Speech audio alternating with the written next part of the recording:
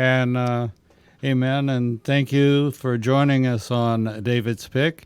And the other thing that we do and everybody loves, in fact, I get comments on it all the time, that they like both. They like our moment of silence and an appreciation of the men and women that have raised their hand. And don't forget that May the 31st is Memorial Day, and we'll all be, as always, respecting our veterans, more than I can say for some folks in D.C. But anyway, the other thing that people like, and we're going to play right now, is they love our Jodies.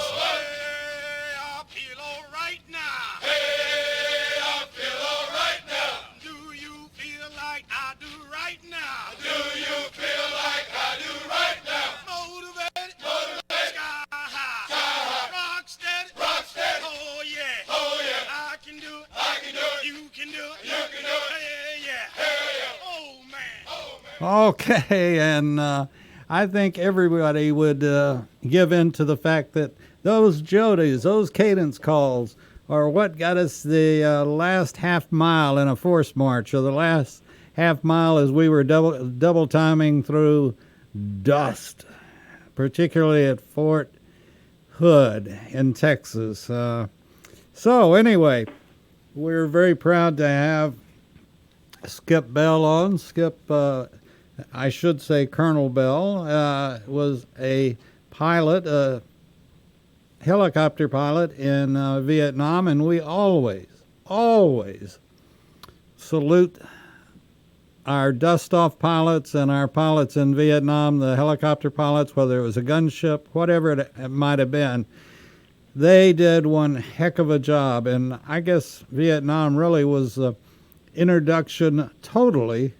Helicopters were introduced a little bit, but not really armed in Korea. But come Vietnam, helicopters played a major role in Vietnam. And we salute them all, and we salute particularly the dust-off pilots that, I don't know if they were just daring or crazy, but they did things that were just absolutely incredible. And as we found out yesterday, those Chinook pilots, they were pretty incredible as well. And they delivered the needs, whether it was ammunition or whatever the need might happen to be. They did the heavy hauling. But anyway, Skip, welcome to America's Web Radio. Thank you, sir. Oh, no. Glad to be here. Well, you don't have to sir me. I was just a grunt. So I salute you and stand at attention for the whole hour. Oh, please don't. Well, I may be dumb, but I ain't stupid. But I do respect you, and I respect all officers, and I respect very much everyone that was in country and did their part. And you want to tell us a little bit about your background? Yes, I graduated from North Georgia College in 1967 and went in the Army right away. I was commissioned as a second lieutenant of armor. And I was commissioned regular Army, which meant that I had to go in right away. And so they sent me to Fort Jackson, South Carolina, to work with basic trainees until I was ready, until my school slot came open, which was in August. So I was working with trainees that had more time in the service than I did, but I didn't tell them that. I went to Fort Knox for basic school, and they had, I guess they were trying to get us into the pipeline quicker, so they had a 6-week basic course for regular Army officers, which I thought was kind of dumb. And while I was there, I volunteered for Ranger training, and airborne. I was able to get Ranger school, but not airborne school because I wasn't going to a jump slot. But then I did 9 weeks of Ranger training, so at the end of it all, I was much more qualified to be an infantry type than I was to be an armor type. But anyway, that was the way the Army worked. So you spent some time in I'm sorry? Georgia. You spent some time in Georgia in Ranger School, correct? Yeah. We did 3 weeks down at Fort Benning, and then 3 weeks up in Dahlonega, and then 3 weeks down at Eglin Air Force Base in Florida for the jungle training. Did you ever go to the Smith House in Dahlonega? Yes, sir. Not much, because I couldn't afford it. When I went to college in Dahlonega, there were basically 3 places that you could eat. Dahlonega was, of course, 400 didn't exist at that time. Dahlonega was literally in the middle of nowhere. There was a Dairy Queen, there was a Smith House, and then there was one other kind of cafe type place. But as a cadet, I couldn't afford the Smith House. I would get to go there when my parents would come to visit, but that was about the only time. But yeah, Smith House, good stuff. Yeah. Where are you originally from? Well, my dad was in the Army, so I was born in Georgia. I was born at Emory, but we moved around a lot, and I guess I went to about 10 different schools and before I graduated from high school. We did live in Greece for 2.5 years when I was 9th, 10th, and half the 11th grade, which was kind of a neat experience. And then my father went back to the 82nd Airborne at Fort Bragg, and that's where he was when I graduated from high school. So I graduated high school in Fayetteville, North Carolina. Went to college in Georgia because my parents were from Georgia, and we didn't have to pay out-of-state fees. So that was kind of the driving force behind that. Okay, was North Georgia at that time a military school? Yes, sir. In fact, it was, if you were a male student at North Georgia College, unless you were a veteran, you were expected to be part of the Corps of Cadets. And I think we had about 1,200 students at that time. About 300 of them were females, and at that time the females were not in the Corps of Cadets, and then the rest of the students were males, and they were in the Corps of Cadets, and they were expected to live in the dorm and stand inspection every morning and all that kind of stuff. I would, and I don't know if you've been to any others, but North Georgia you don't hear a whole lot about. Even today you don't hear that much about it compared to the Citadel or other military schools, obviously West Point, and then my son was in the Corps at Texas A&M, and Mm-hmm. I might add I'm very proud of him. He's a major in the Air Force, and I always I have to salute him. Even on radio, I have to salute him. But well, he's your son. You should. Yeah, and the only thing I hesitate is when he yells at me, "Drop and give me 10." And we have a rank discrimination there, I think. But anyway, Yeah, but you're the dad. I don't think that counts in the Army. I don't know. Maybe it does. But he's in the Air Force, and I'm very, very proud of him. And I graduated from Texas Tech, so we had a real conflict. Him going to A&M and me graduating from Tech. So there was a house divided, as they said. But not really.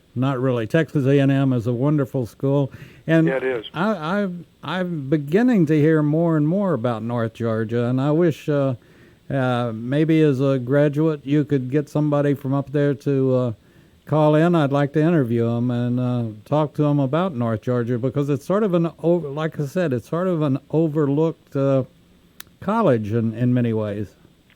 Well, it was a smaller college, I think, than the Citadel or than Texas A&M or VMI or Norwich or some of the other essentially military colleges. But it still is counted as, I think there's 7 what are called essentially military colleges in North Georgia, which is now called the University of North Georgia, is one of them. Interestingly enough, the Corps of Cadets there is now less than 20% of the student body, but there's more. There's like 5 campuses now in the University of North Georgia. They got one in Gainesville, and of course Dahlonega, and I think they've got one in Dawsonville. But anyway, they're scattered out. But as far as the Corps of Cadets is concerned, it still is maintaining the standards and is actually doing very well in terms of competitions with other military schools when at ROTC summer camp, and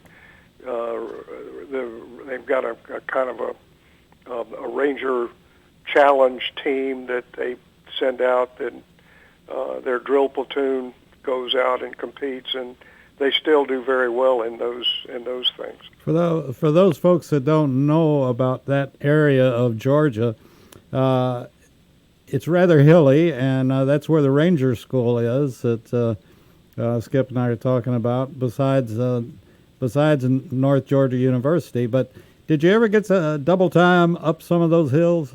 Oh, yes, sir. Absolutely.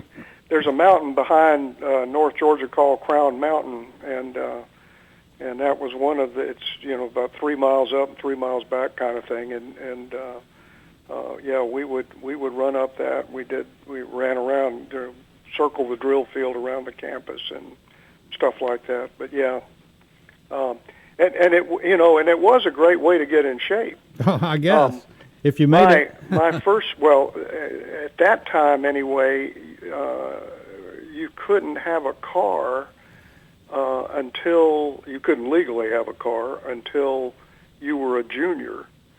And even then, you had to park your car in the commandant's parking lot and leave your keys, with the commandant, and you'd have to sign out for him. So you didn't. There wasn't a lot of leaving of the Dahlonega area on the weekends, and consequently, we did just a lot of hiking, a lot of mountain climbing. That's what we did. So we were all in pretty good physical condition by the time we got out of there. Oh, I guess. Geez. So you graduate from North Georgia and get your commission, and the story, and continue the story. Well, after I went through basic and Ranger school, my first assignment was in Germany to a tank battalion in a place called Friedberg. When I got to the unit, they saw my Ranger tab and they made me the recon platoon leader. I did that for a year, and I came down on orders for Vietnam. We were getting, at that time, the Army was just getting levied right and left. In fact, we got levies every week to send people, out of the unit. So it was really hard to, in terms of training your own unit and all, it was really tough because you didn't know from week to week who was going to be there. And then I came down on orders after I'd been there about a year of what was supposed to have been a 2.5-year assignment. And I went to Vietnam in February of 1969. And I was assigned to the 1st Infantry Division, specifically to the 1st Squadron, 4th Cavalry, which was the Divisional Cavalry Squadron. At that time, I was a first lieutenant and was given a platoon in Alpha Troop, and spent 4 months as a platoon leader in A Troop, which was really a pretty interesting time. I wouldn't trade anything in the world for it. I got promoted to captain, and they took me out of my platoon, and they made me the squadron supply officer, which I did for about 6 weeks. And one of the other troop commanders got killed. Unit was making a lot of contact at that point. And since I had been in the field with the squadron before as a platoon leader, the squadron commander asked me to go back out and take that other troop, which I did, and that's what I did for the rest of that tour was to be a troop commander of an armored cavalry troop in an infantry division. And when we come back from our first break, we're going to talk more about that and how you transitioned into a helicopter. That's got to be a whole different story. We'll be back with Colonel Bell right after this. Hi, this is Rocky Blair, former Fort. Going okay, Skip? Yes, sir. Are you? Yeah, sure. Okay. I'm enjoying it. And I do appreciate your service, by the way. Well, thank you. I had a lot of friends, and I was an NG. I'm called the Vietnam era, ERROR. So, anyway. So what part of Texas are you from? Lubbock. Oh, okay. Texas State. Yeah, I have a brother that lives in San Antonio, and he just loves it. Oh, yeah. I had an office in San Antonio, and that's where my son, got married in San Antonio. And I love San Antonio. It's beautiful. Yep. It has water, too. Yeah. Lubbock has no water. Yeah. San Antonio has the San Antonio River, I guess. So, yeah. Oh, yeah. I've spent many, some nights I even remember from walking on the riverfront. But most nights I don't remember. Okay, we'll be coming back in about not quite 30 seconds. You're doing super.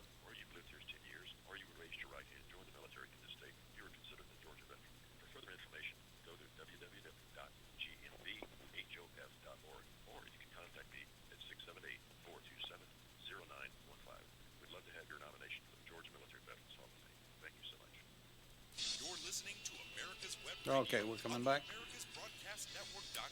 Thank you for listening. And we do thank everybody for listening to America's Web Radio. And we're back on the air with our guest today, that is Carl Skip Bell. I should say Colonel Carl Skip Bell, Colonel retired. And he was in the Armored Division. And then how did you go from ground to air? Well, after I got back from my first tour in Vietnam, I was sent to the infantry school, oddly enough, down at Fort Benning for what was called the career course, which is a course for captains, and it's to teach you how to be a company commander, which of course I just finished being, and also how to be a battalion staff officer. Well, in the infantry school, they set people alphabetically, and we were in classrooms with about 200 people in them, and it just so happened that everybody that was sitting around me was aviators. It was the alphabet, and I guess there was a bunch of people whose names ended or began with A's and B's, happened to be helicopter pilots, and they were all just back from Vietnam as well, or most of them were. And, I noticed that they had more money than I did, and they were pretty fun to be with people. And I got to thinking, well, maybe there's a better way to do this. And so, in fact, there were several people in my class that kind of felt the same way, and we took the aviation aptitude test and passed that, and then we had to take a flight physical and pass that, and we volunteered to go learn to fly helicopters. And so at the conclusion of that course at the infantry school, I had orders for Fort Walters, Texas, to go out to take primary helicopter training there. We were out at Walters for 4.5 months. Then we went to Fort Rucker, Alabama for transition into the Huey and for instrument training and for tactics. And at the end of 4.5 months at Rucker, we got our wings, and I lucked up and got a Cobra transition out of flight school and went over to Hunter Army Airfield at Fort Stewart or at Savannah for Cobra training for a month, and then went back to Vietnam again. Wow. And it must be. Well, let me ask: do you miss it? Do you miss the Cobra? Not really. I actually flew Cobras for about 2.5 months, and then the unit that I got assigned to went home. This was in 72, 73, so they were sending units home. So I flew with an air cav troop for about 2.5 months in the gunship, and then after that unit went home, I went to a General Support Aviation Company flying the UH-1, and I really liked the UH-1 better than I did the Cobra. The Cobra was fun to fly. If you were actually doing what the Cobra was supposed to do, but you spent a lot of time just flying circles, watching the scout aircraft down close to the ground, or there was the times that you actually did a target attack were few and far between. But those were pretty exciting when they happened. I bet. But flying the Huey, we had a lot of different missions. We did a lot of resupply. We did some medevac. We did some combat assault. It was a lot of different things, and we did a lot of single ship, off on your own kind of things. And so it was just more of a challenge, I think, flying the Huey, for me anyway, than it was flying a Cobra. Did you ever, on some of your missions, feel like you were alone taking on the world? Oh, yeah. Well, the second unit that I went to, which was the one we were flying, the UH-1, we had missions called province support ships, and basically you'd be sent to one of the province headquarters, and in this case it was down the Mekong Delta, and you would go to that province headquarters and you would fly for the advisors, and you just do whatever it was that they asked you to do, and of course the spring offensive of 1972 started during that time, and all of a sudden everybody and their uncle was shooting at us, it seemed like. I had a spate where I came home 17 straight days with bullet holes in my aircraft, which was a long 17 days. And most of those missions were single ship. You go out and you pick up an advisor or one of the province politicians or something and fly them around. And if somebody got hurt, you'd go in and pick them up and carry them to a Vietnamese hospital. We did not have medics or anything on board the aircraft, so it was, we didn't. I don't claim to be like a dust-off, because those guys had medics on board and they did that routinely. And for me, it was, sort of an every now and again ad hoc type thing. And then, occasionally you'd have the opportunity to pick up somebody that was shot down, like an Air Force forward air controller or something got shot down. We'd try and go help them. So lots of different things, and it was never boring. Didn't they come back in at some point and reinforce the bottom of the Hueys? Well, what they did during the spring offensive of '72, the bad guys introduced a shoulder-fired heat-seeking missile. It was a Russian-made missile called a Strela, an SA-7, and what they did, we sort of tried to reduce the heat signature on our aircraft. We put a thing that scooped up the exhaust from the back of the engine, and it looked like a toilet seat, Well, in fact, that's what we called it, and it would deflect the exhaust up away from the back of the aircraft, and then we put some plates over a couple of other places on the aircraft that emitted heat, like an oil cooler or something, and so they upgraded the aircraft to reduce that heat signature for the missile. Of course, they put crash-worthy fuel cells in so that, if you did take hits in a fuel cell, and they were to a certain extent self-sealing, and of course they put armor around the pilots' and co-pilots' seats. But for the most part, the helicopters, they would take a lot of hits. I mean, I'm living proof of that. But the problem was if they took a hit in the wrong place, it was pretty grim. Right. But fortunately, that didn't happen very often. So,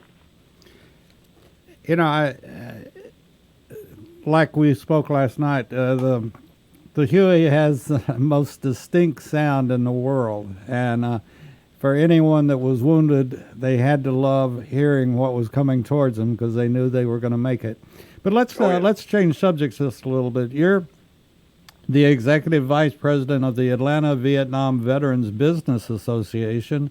Yes, sir. And I told you, I promised you I wouldn't ask you any hardball questions, but I have to ask you one. And that's when you go to one of your meetings and it's like just a group of veterans getting together. Can you name or give me the name of one veteran that you know that can tell only one story? No. That's a great question, and no, I can't.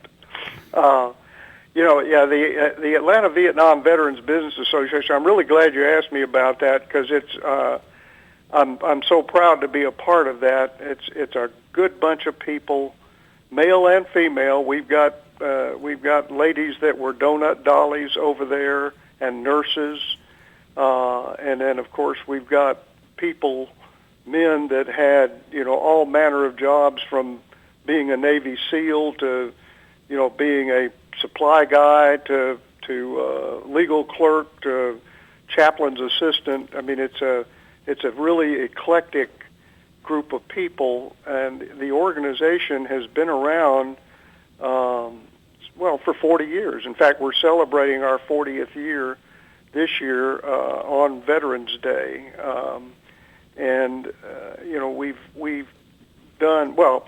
The purpose of the organization, the reason it was founded to begin with, was to promote the image of the Vietnam veterans, and to present a professional appearance and to do things for the community.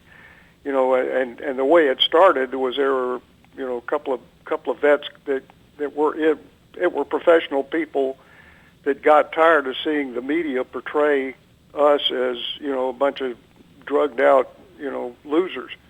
And you see the bearded dude on the street with the the old fatigue shirt and all, and that was what the media claimed was a Vietnam vet, and oddly enough, a lot of those guys never served a day anyway. But so that was the reason that the AVVBA was started, was to kind of upgrade that image, and I think to a large extent we have succeeded. We've done a number of different things over the years in terms of community outreach. We have dedicated 26 memorials to KIAs from the Atlanta area, and on these memorials that we've dedicated, I mean, there's a bronze plaque with the individual's name on it. They're in prominent places all around Atlanta and actually the surrounding area, but it has the individual's name on it and what they did. And those memorials are really very complex, well-executed operations. I mean, we have flybys. We get in touch with the families once an individual is selected to be memorialized.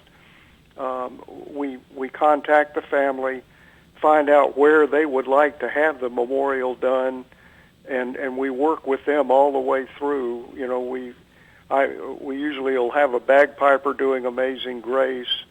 Back when Forcecom was here, we would get the Forcecom band to participate. We would either get a flyover from the Air Force or from the Army Aviation Heritage Foundation down south of Atlanta. I mean, it was really, really quite well done. We've quit doing that over the last couple of years just because we've kind of run out of people. Other things that we do is we provide volunteers down at the Atlanta USO.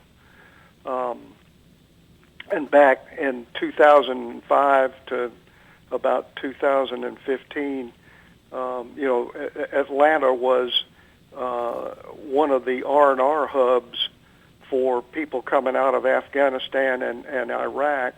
If they were going on a 2-week R&R back on the east side of the United States, they came into Atlanta. On the west side, they came into Dallas, and Dallas, Texas. And we would greet the soldiers. We would thank them for their service. We would work with the Army transportation people to help get them booked on aircraft, either leaving, back for their homes, or if they were coming back, to help get them booked on the aircraft that was be taken back to Iraq or Afghanistan. And so, it was a great opportunity for us to thank the people that have come since, and to let them know how much their service is appreciated. Well, it's you're welcoming back or helping a brother or a sister, and I think that's one thing the military really it is. It's just a big family. And I want to mention, because you mentioned some of the memorials and so forth, but the healing wall in Johns Creek is a replica of the Vietnam Wall in Washington, D.C., and it's the one that traveled all over the United States, and Johns Creek bought it, and it's now permanently located in Newtown Park. And yep. And it's a wonderful thing. And Mike Mizell, who is the president of the Johns Creek Veterans, was the driving force behind that. Right. And it is just a wonderful place. And I'm, we're all so grateful to him and to Rick White. I think Rick White had a lot to do with it too. Right. And Rick's the director of the Georgia Military Veterans Hall of Fame, and if we tell folks, if you haven't been to it, it's in the Floyd Building right across the street from the Georgia State Capitol, and it's well worth taking a day. Take your kids, take your grandkids, and read about the heroes from Georgia that have served in the military in one place or the other. I'd be making a mistake if I didn't mention Peachtree Corners as well. They have another, and in fact, Georgia, but I've got to get more information on it, but there's a tour that you can take of all the different spots that have memorials and different things dedicated to veterans that have served at one time or the other. And we did a show yesterday. I don't know if you know Pete Mecca or not, but Pete does a show for us called The Veterans Story. And as you were mentioning women, he brought up the fact that Martha Ray was I don't know whether to call her actress, comedian, whatever she was. I remember her very well. But she was a major in the Army and served in Nam, and she was also a nurse. And they were short-handed at one point, and she went into the OR and did her thing. And Martha Ray is buried in the Special Forces Cemetery up at Fort Bragg. Yes, sir. Which is a one of the kind.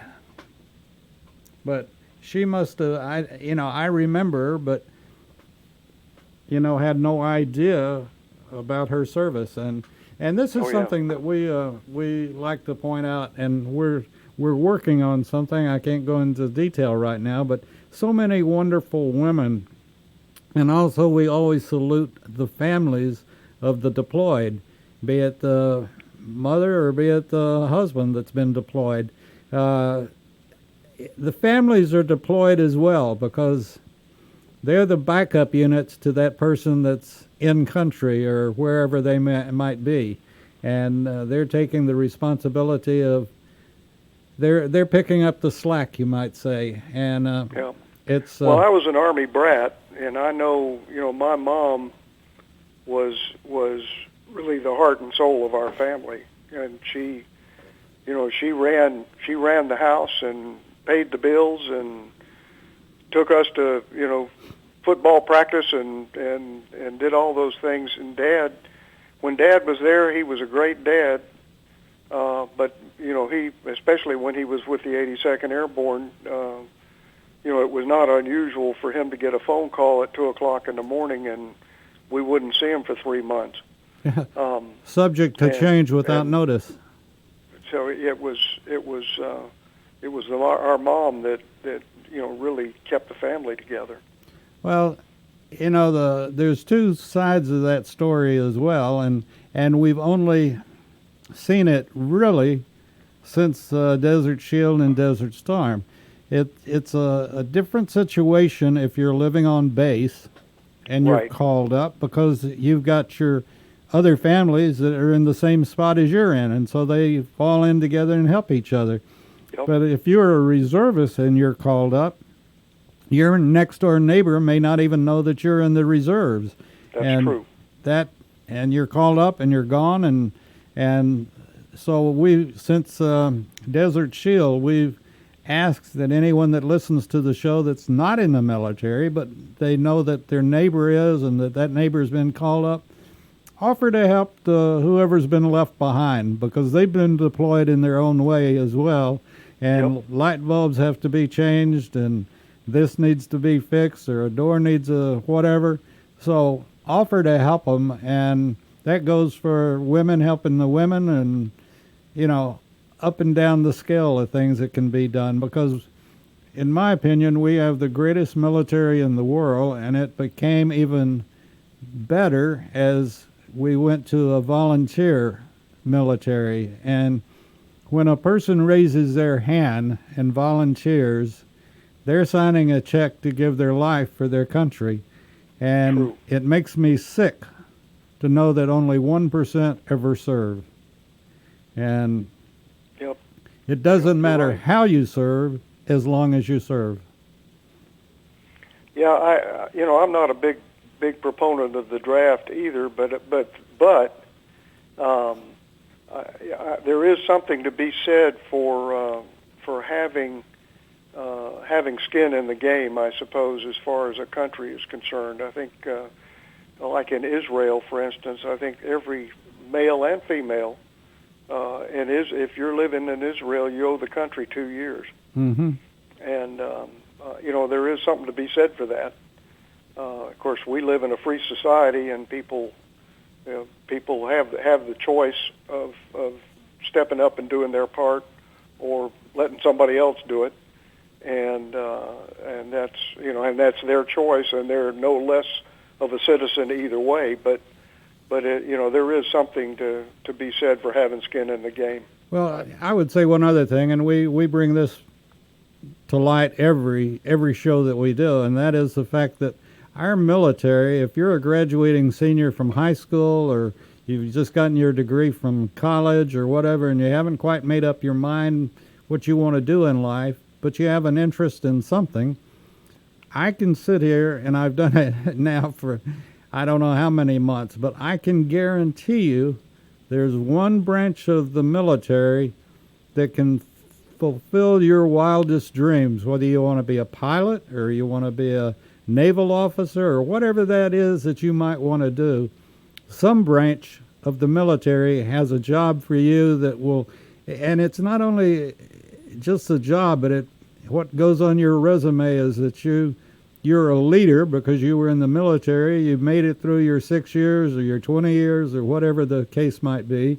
And the military today, it's very competitive business-wise, money-wise, which is a good thing, and it wasn't like that in the past always, but now it is. It's very competitive business-wise, and you'll enjoy, you know, I've thought many times, and when I was on in basic and AIT, why in the world are we doing this? But as I look back on it, it was some of the greatest times of my life, and you'll make Right. lifelong friends and be a part of something that is so big that you can't even imagine how big the military is, and everybody's a brother and a sister.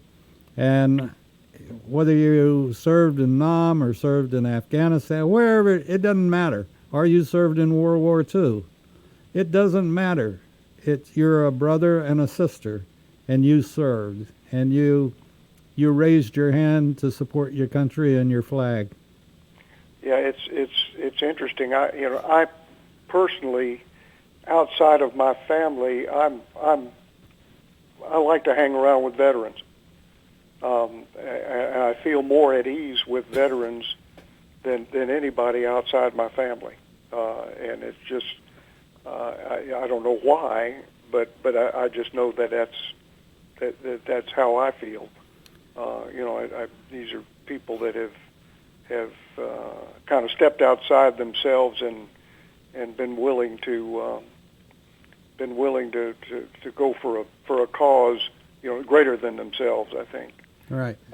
At least for a period of time, and that's I got a lot of respect for people that do that.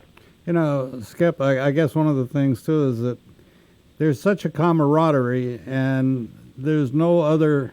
And the military has been practicing this for 240 years now, and Yes, sir.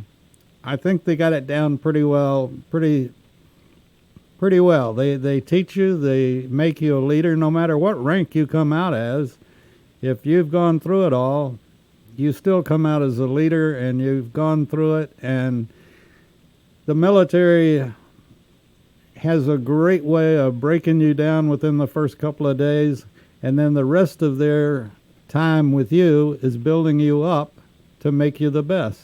Right. And we have, whether they're drill sergeants or whatever the case might be, we have great leaders in our military. And as I said, everybody should join the military and put in their time to, just if nothing else, to show respect for their country.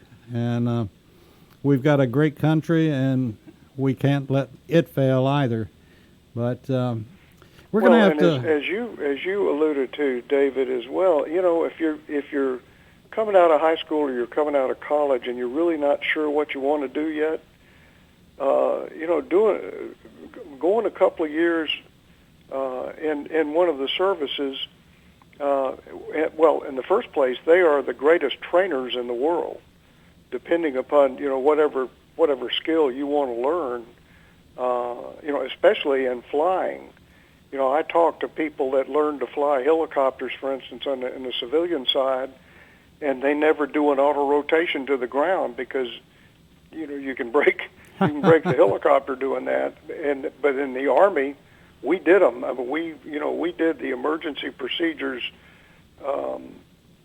till they were second nature, and sometimes aircraft get broken doing that. But the government can. I hate to say it can afford it but it can, as opposed to a civilian school. Explain what that is, because there are a lot of people don't understand what you're talking about, and that's where you do as soft a landing as you can when your engines failed you and you have the main rotor going counterclockwise, so it'll sit you down. Is that more or less? Yeah, I'm sorry. That was my bad. Yeah, an auto rotation in a helicopter is when if you lose your engine, you're going to be going toward the ground. You're going to be the wind is going to be coming up through your rotor blades, and you can use that to your advantage to slow I mean, the aircraft still thinks it's flying. It just doesn't have an engine. And you can use that air going through your rotor blades to slow your descent, and then adjust the pitch of your rotor blades at the bottom to where it almost brings it to a stop, at least for a minute, or actually for a few seconds. But by adjusting that pitch of the rotor blades, it makes the rotor blades think they're lifting the aircraft, even though what they're really doing is slowing the rate of descent down, because gravity is gravity. But you learn how to do that in such a manner that, as when you get to the right distance above the ground, you add that pitch to the rotor blades, and it slows your descent enough to where you can land reasonably softly. I mean, you're still going to hit a little harder than you might ordinarily, but you're not going to hurt the aircraft. In a lot of civilian flight schools, they do what's called a power recovery about 100 feet from the deck, and really an auto rotation doesn't get interesting until the last 100 feet. So it's even if we learned to do that in the Army, and we did it all the way to the ground, and we did it over and over and over until we had it right. And they teach you how to fly without your hydraulics and how to land, and I mean, it's just wonderful training, and they do that for any aspect of the infantry training is the same way. The armor training is the same way. They skill you. They teach you the skills that you're going to need to survive. And when you're doing those practices, Skip, what on a 1 to 10, what's your pucker factor? On an auto rotation? Yeah, exactly. Well, for a real one, I mean, if you actually lose your engine, pucker factor's pretty high. I'd say 8. But again, I mean, it's just they train you so well that that you can do it. I mean, there are a lot of other factors in losing an engine. I mean, you got to find a place to land. Right. It's sort of like if you lose an engine in a fixed wing, I never enjoyed doing stalls, quite frankly. I was very happy at altitude, level flying, but I was always doing what you just mentioned, is looking for a place to put it down if you had to. Oh, yeah. Well, that's what, that's one of the things I guess they teach all pilots, no matter what you're flying, is you need to be ready, if you do lose an engine or you do have some sort of an emergency, you always got to be looking for a place to go. And you also always have to be looking for other aircraft around you, or birds, or trees, or whatever. But yeah, the military does a great job of training. Oh, absolutely. And this is, and like I said, it's any field. If you want electronics, if you want whatever and the other thing is today, they have such a wonderful educational program. Either while you're on active duty, you can get your master's degree or get your degree, in fact. Or you can, when you get out, you can go on the GI Bill. And by the way, that's something that we like to mention too. And I know in the organizations that you're involved in, that they have service officers. And we always mention that the DAV, the VFW, American Legion, whatever. If you're a veteran or you're a family member of a veteran that has passed away or whatever the circumstance might be, go to one of your service organizations, like I said, American Legion, VFW, whatever, and ask to see a service officer. And a veteran has so many benefits today that a lot of veterans and certainly veterans' families don't know about. And these service officers, they know it from the inside out and the outside in, and That's what their job is, to help families and veterans find out what benefits are available to that veteran. What the VA, it might be money, it might be a burial lot, it might be any number of things. But look up, if you're a veteran or family member of a veteran, talk to your service officer. That's one of the things that the state of Georgia is really, the Department of Labor under the state of Georgia does a great job looking out for veterans, and they have veteran services offices all around the state, and they really are good. They will help you if you're dealing with the VA, for instance, on a claim. The veteran services officers are very helpful with that. They know the language to use to write your claim. I guess the buzzwords or whatever. But yeah, and kudos to the state of Georgia for what they do for their veterans, because those folks work hard and do a good job. Absolutely, and we have a good friend, Colonel Phil Forsberg, that does a show, Remembering Desert Shield and Desert Storm, and he's quite active with DAV, Disabled American Veterans, and Phil's a wonderful guy, and I think you mentioned, just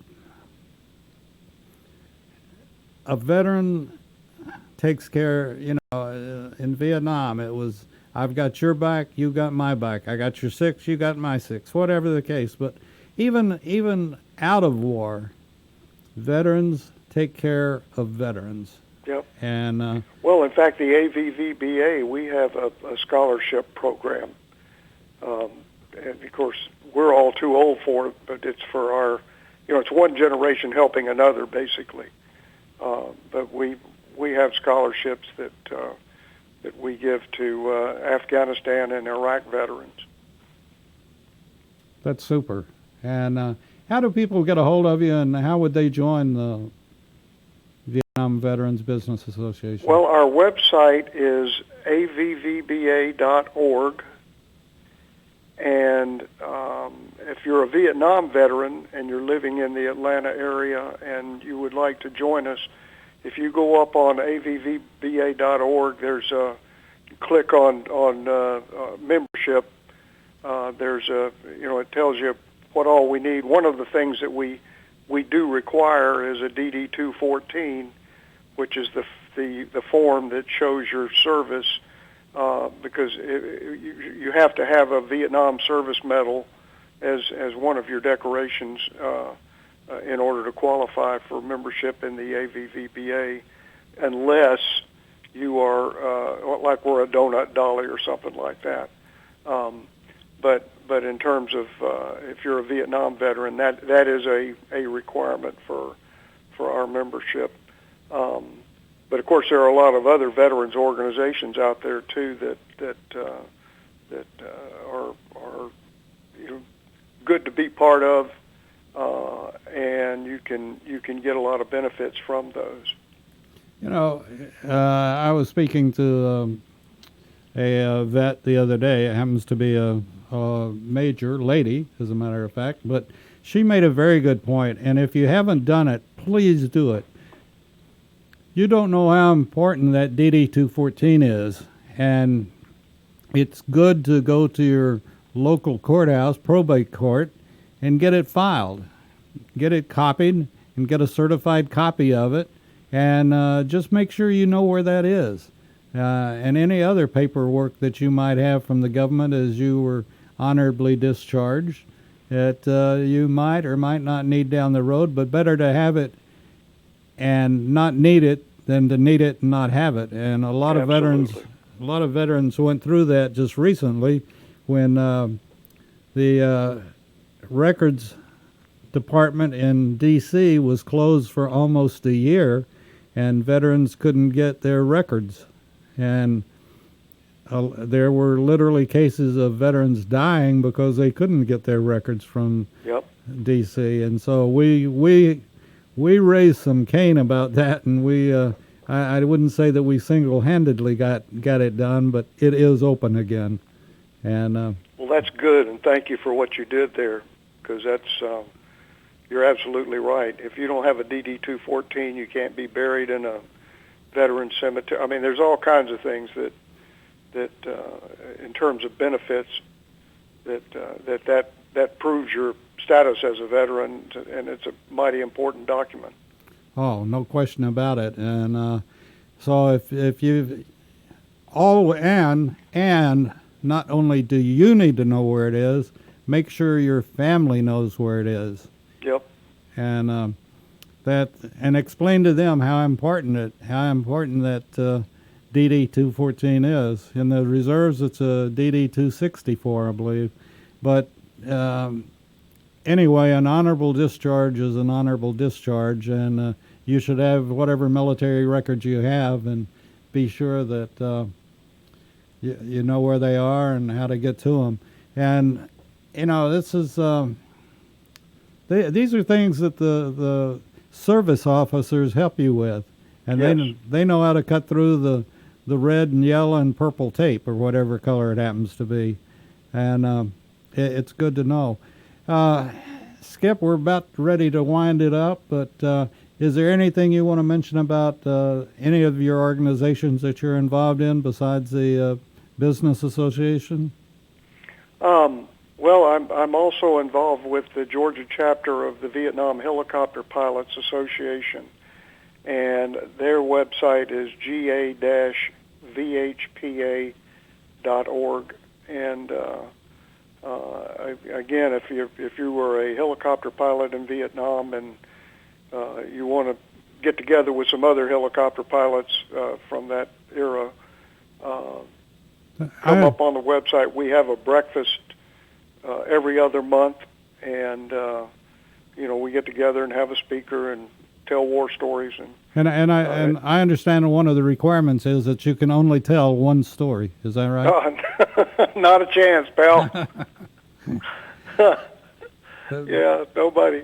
In fact, we have had whole meetings where we went around and gave a prize for the best war story. So, because some of them are actually pretty funny.